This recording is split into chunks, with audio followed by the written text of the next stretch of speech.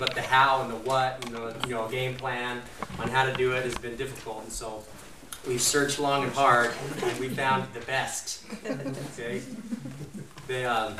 Jody and Julie are exceptional at food storage, and they have a cool website, foodstoragemade.easy.net, and specifically we've asked them to go over their 3-month game plan. That's why we're all here, and I want to remind everybody where we are in our chart. We are right here, 3-month supply, 1, 2, 3. Okay, does everybody still have this on their fridges? Marked? We're getting them printed again, but we keep having... Okay, we'll put this up on the website so everybody can download it. You may need to change your numbers in your 3-month supply. So, an interesting fact about Jody and Julie is that, yes, they are both moms, but they also play hockey. Hockey. Hockey. Ice hockey. They play ice All my hockey. grandkids and my kids play. Cool. And so, if they want to introduce themselves further beyond that, then I'll let them do that. But I'm going to turn the time over to the masters. So thank you, Jody and Julie.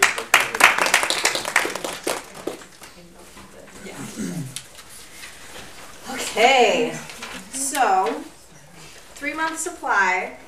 Basically, you've all seen the new church recommendations that you get your financial reserve, your water, your 3-month supply, and then a longer term storage. They leave it kind of vague, I've noticed. Seems like when we first started, they used to be a lot more specific with their big calculators and everything.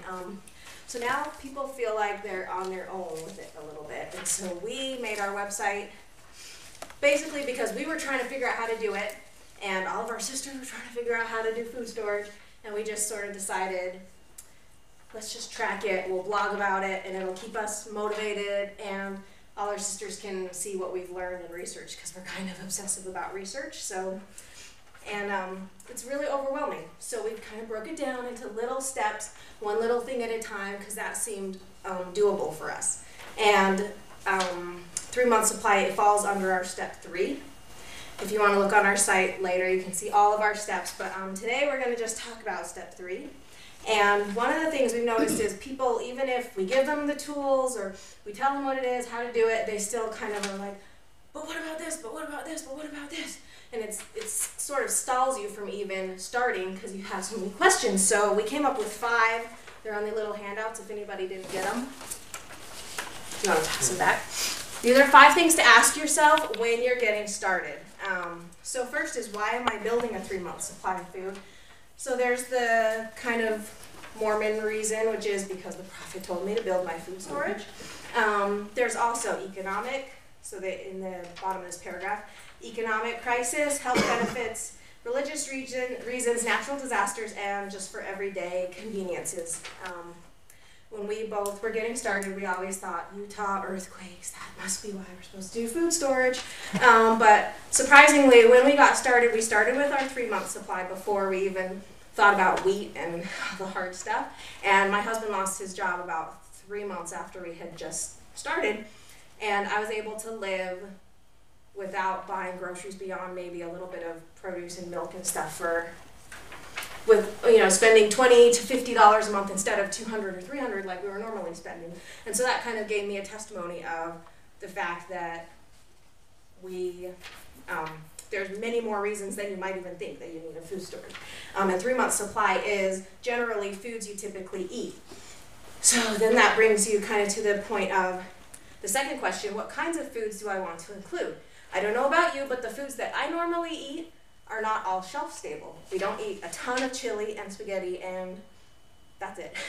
So our personal philosophy is we also include frozen foods because, like when my husband lost his job, we still paid our power bill. We still had the freezer.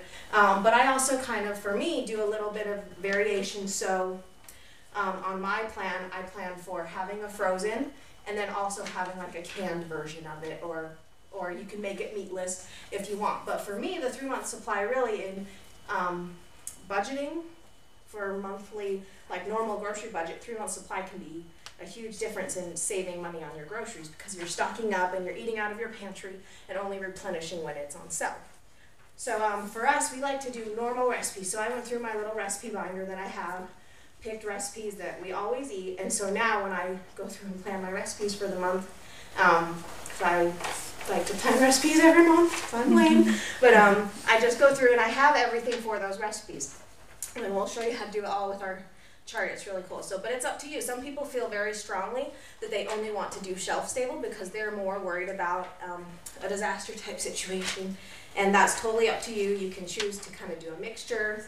So I leaned a little heavier towards chilies and that kind of thing, but I still do all my other recipes because if it's foods you normally use, I'm not going to go through that much chili or that much spaghetti in, you know, enough time that it wouldn't start to go bad.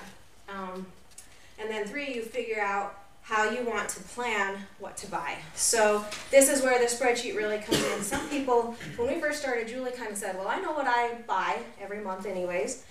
I'll just kind of store a lot of extra of that, rice and black beans. I don't know, she eats weird stuff. She makes fun of my but diet all the time. So that works for her, but me, I kind of tend to be more detail oriented. So I made this little Excel and I was like, I'm going to plan my meals because I need to plan meals and I need my recipes and I need to make sure I have the right ingredients for the right recipes that I make. And she didn't like my Excel spreadsheet, but she's like, well, I guess a lot of people like doing it that way, so I'm going to make a better one.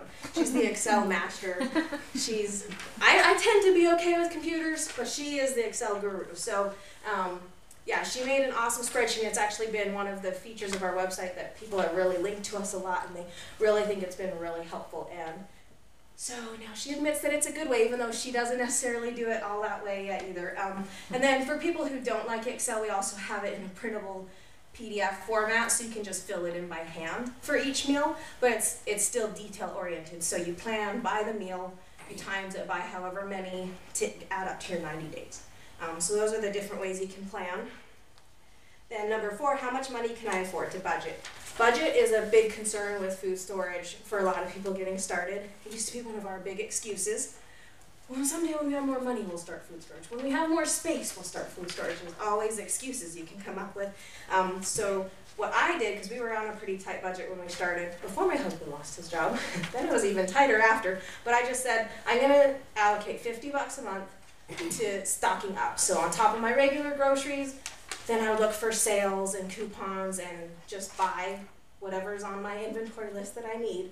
Buy $50 worth. And after 3, 4, 5, 6 months, all of a sudden you're spending so much less on groceries you could take away that 50 and still be able to keep stocking up.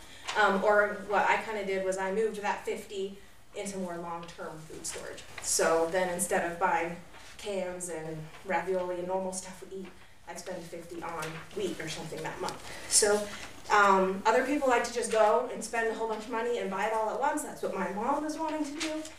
It just depends on your style, your budget, so it's just a consideration.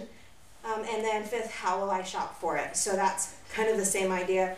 Couponing, there's a lot of great sites, especially specifically for Utah, where they'll match up coupons with sale prices. We have some links to them on our site if it's something you're interested in. That's a real good way that we have come up with to use that saves us a lot of money and helps us stock up. Excuse me. Or just if you see stuff that's on sale that's on your list, buy. You don't have to be too complicated. The whole beauty of it is you can choose to be as simple or as complicated as you want to be. So once you kind of have an idea of what you want to do based on these questions, then you go into either the printable formats or the Excel, and Julie's going to walk you through that. So